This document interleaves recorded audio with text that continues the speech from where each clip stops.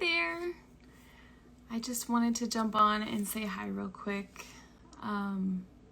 It's been one of those days, and so I had a couple of things that I wanted to share with you.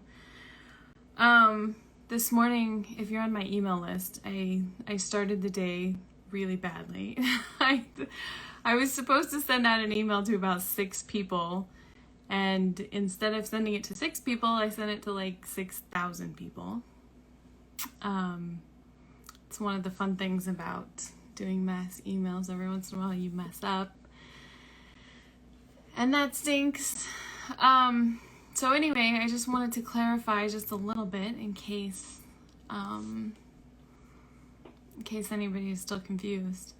We're doing the book club tonight, which will be here on Instagram Live at 7 o'clock Eastern, which is just in a couple of hours.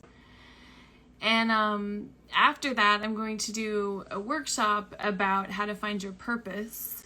And that you can sign up for. There are several links. If you go to my bio, there's probably still a link in my stories. If not, I'll post another one as soon as I'm done here.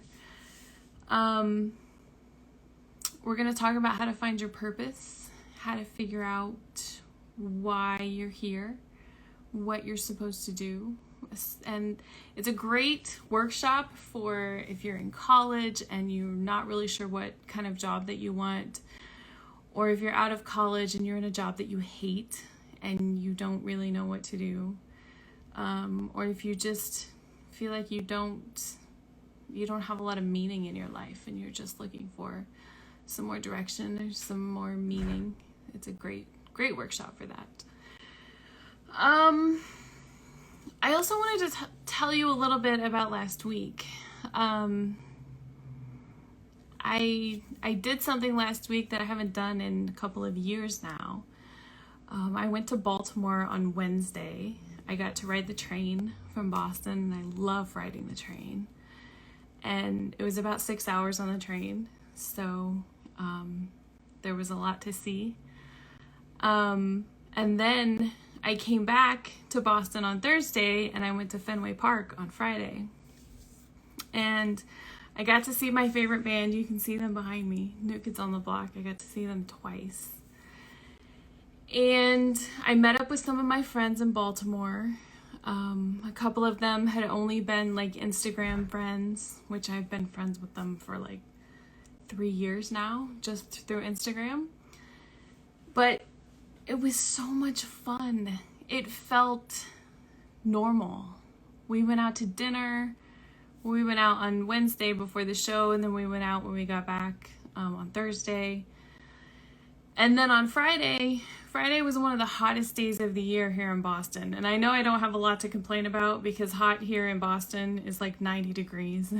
It's nothing like what the rest of the United States has been going through. But it's still, I'm not really a fan of the whole summer thing. I don't like it being hot.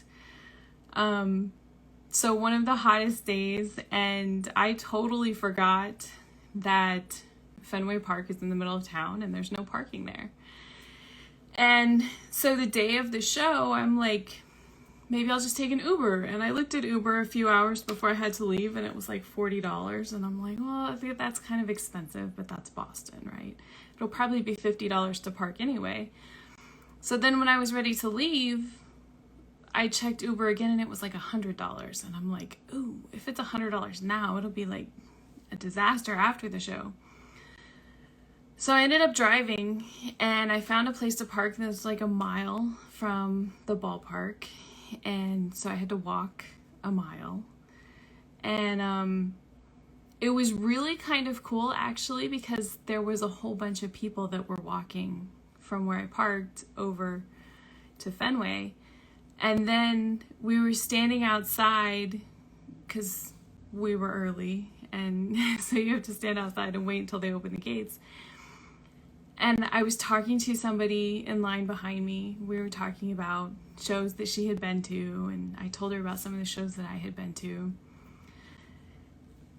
And it just, again, it felt so normal. It felt like so much fun. Like something that I hadn't felt in a long time.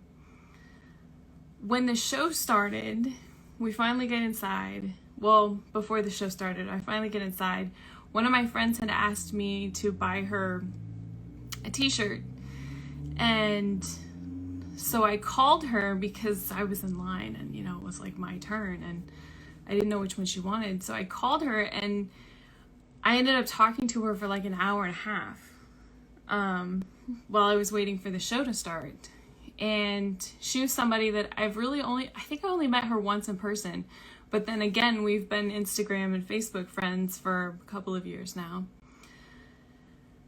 And then the show finally started, and in the middle of flashing lights and confetti and fireworks, singing and dancing, I just felt so much joy. I felt so much hope. And it was like, this is the hope that we've been missing. This is the joy. This is the thing that's been missing, at least from my life, for almost 2 years now. I don't know about you, but one of the things I was talking to my friend with before the show was that we focus so much on the news. We focus on what's going on, all the fear, all the concern, all of the anger. There's a lot of anger.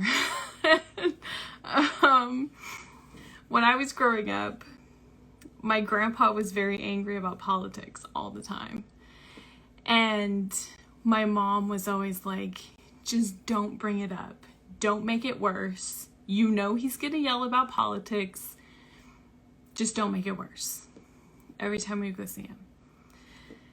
And then my dad got a little bit older. A new president got elected. And he started yelling about politics. Everything was about politics. And I was like, oh, maybe this is like genetic. Like it runs in my family. But hopefully I have, 50 or 60 years before I get there. And then last year happened. COVID and all of that. And I started watching the news all the time, which I had never done before.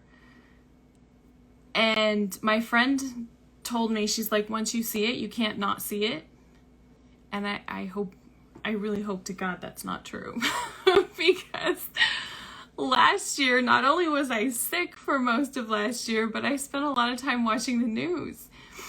And now I'm that person who's angry and yelling and throwing huge fits about politics, and everything that I talk about is about politics. And I hate it. I don't like being angry. I don't like living in fear. I don't like all of the uncertainty. I don't like, it feels like a lot of fear mongering. Like they're just looking for something to tell people to be afraid of. And I don't like that. It feels like just trying to survive. And there's no hope there. There's no joy there. There's no happiness there. So going to the concert for me was like, not only was it like a lot of fun that I needed, but it was kind of this awakening for me too. Like I've been living in the wrong mindset. I've been living in this wrong place that is not fun, and I don't want to be there. I want to focus on something better. I want to focus on joy and hope. And I want to figure out how to do that every single day. One of my friends is starting a business where she's focusing on joy. And that's like the whole point of her business. You know that like people like Evan Carmichael, he talks about believe all the time. Like you have to believe in yourself. And the thing that I've decided to focus on in my business is understanding. I want to help people understand themselves, and I want to help you understand yourself, help you understand what self-love is, help you understand how to have it. But there has to be joy in part of that too, right? So this friend of mine who's starting this business about joy, she asked me what I do every single day or every single week to bring joy into my life. And I was like, I don't know. I don't think I do anything. And I had to really think about it. It was kind of one of those questions that's like, do I really not do anything? I watch the news. That doesn't bring me joy. I go to work. That doesn't really bring me joy. Not my day job, at least. What else do I do every single day? I go get coffee in the morning. That brings me joy. So maybe coffee, maybe that's my thing. I used to live right next to the beach and I loved the ocean. I still love the ocean. I just don't live next to the ocean anymore. It's not right across the street. And even though it's only maybe 10 minutes down the road, I just don't ever go down there. It's summertime and there's tons of people down there, and now you have to pay to park. After Labor Day, you don't have to pay to park, so I will definitely be heading down there more. And there will be a lot less people down there too, which makes it better. But other than that, it's like, what is it that brings me joy? I was telling my friends, we need more concert tickets. we need something else to look forward to. We need that next thing. Because the joy for me from the concerts isn't just going to the concerts, even though that's a lot of fun. It's also making plans. It's looking forward to it. It's knowing that it's going to be a great time. And then one of the things that I did too, which felt a little bit obnoxious at the concert, but I have an explanation. Since I went to 2 concerts, the first one I knew was going to be a little bit more calm because it was kind of like a rehearsal for Fenway, because, you know, Fenway was the big show. There was almost 40,000 people there. And the one that we went to in Baltimore, there was maybe 5,000 people there, maybe 10. I'm not really sure how many. It was a lot smaller venue though. So and we had better seats in Baltimore too. I was like in the second row in Baltimore. So I took the opportunity to film the whole concert with my phone. And like I said, it might have been a little bit obnoxious, but now you don't just get joy from going to the concert. You get joy from watching the concert. And I threw it up on YouTube because a lot of my friends didn't get to go. And so now there's been like 10,000 people that have watched it in a week. And I like to think that all of those people get joy from watching it too. So that's one thing that's like, okay, when I want to relive that joy, then I know where to go to get it. But we need some more tickets, right? We need something else to look forward to. So I wanted to ask you that question too. What do you do that brings joy into your life every single day, every single week? Is there anything that you're doing? I know for me, like I said, it was difficult to come up with an answer. But once I recognize that, then I'm like, okay, I need to figure out some things. I need to back off of the fear, to back off of the anger, to set it down, slowly walk away. And sometimes when you have one of those emotions or 2 of them that have taken up so much space in your life for a year and a half now, it takes a little bit of focusing on something else. It's almost like you have to come down from that and then move on to something else.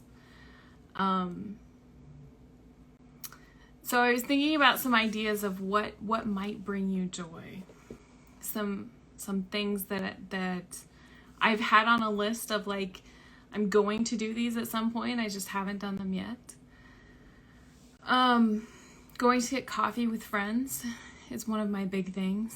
And this is something that always that I struggle with, and that I struggled with the concert too. I like making the plans. I like going to the event, whether it's just going to get coffee with one of my friends, whether it's going to a concert, any of these things that I plan. I like making the plans. And then it comes to going, and like a couple of days before, I get really anxious. I get super nervous, and I spend like 2 or 3 days, maybe longer depending on how big of an event it is. But I spend all this time,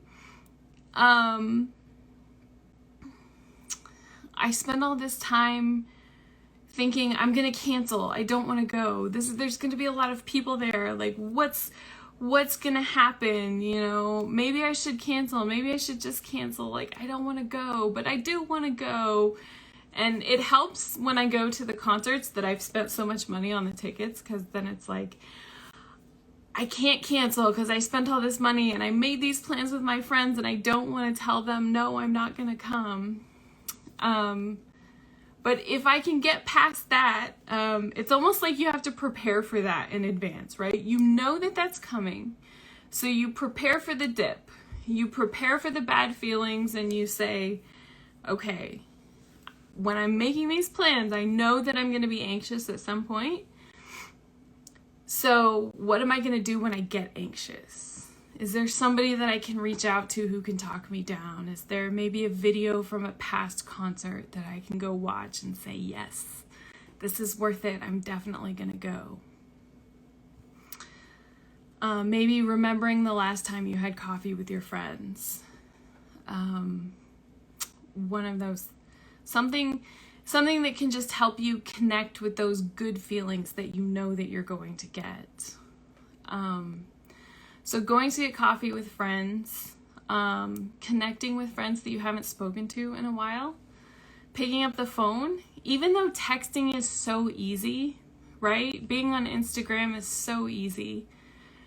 Facebook Messenger is so easy. And for me, there's a lot of anxiety in picking up the phone and making a phone call. Even if it's not a video call, if it's somebody I don't talk to all the time, like, and that list probably includes like my mom, anybody else that's like, oh, am I gonna bother them? Or am I like, are they gonna be annoyed that I called them? Are they gonna be busy? And too often I let all of those things get in my head rather than just saying, no, they're probably looking forward to me calling them. You know, maybe it'll be a good conversation. And when I did call my friend, when I was waiting for the concert, she said, I don't know why you never call me. It's so nice to talk to you. We should talk more often. And I was like, yeah, we should. And I even told her, because I always tell my friends this, please call me. I would appreciate it so much if you would call me. I'm very rarely busy. I just don't like calling people. But I will talk to you if you call me.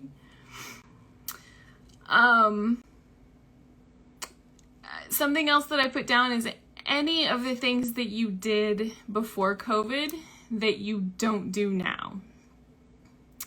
Things just like,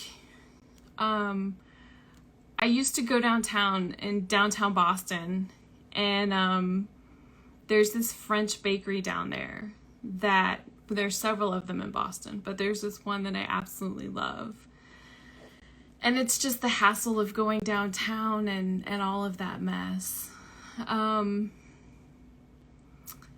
But there's some other things that I wanted to do. We're coming up on the fall season, and that's like my favorite season. There's tons of places around Boston that you can go apple picking, and in the fall everybody goes. They get apple cider and apple cider donuts. I want to explore some of the little towns around New England too. There's so many cute ones. A lot of people go to Salem, Massachusetts in October. And then Plymouth in November. And there's this cute little town in Rhode Island too called Newport.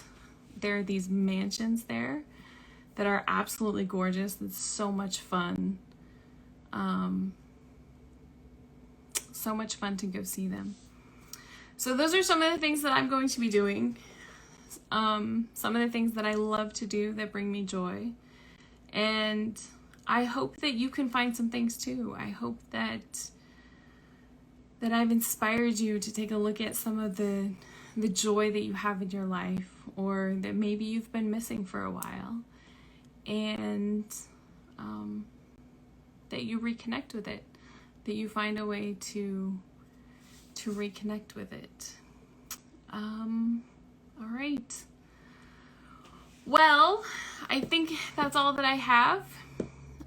Again, make sure that you come back for the book club. We're going to be talking about chapter 4 of my book, which is all about INFJs, and tonight we're talking about feeling. That's at 7 o'clock Eastern, and then I'm also doing a workshop on how to find your purpose at 8 o'clock, and you can find all of that information through the links in my bio. So I will see you guys again soon. So you just watched that video, and I'm sure you enjoyed it. If you want some more amazing information about INFJs, check out these videos right now. I'll see you there.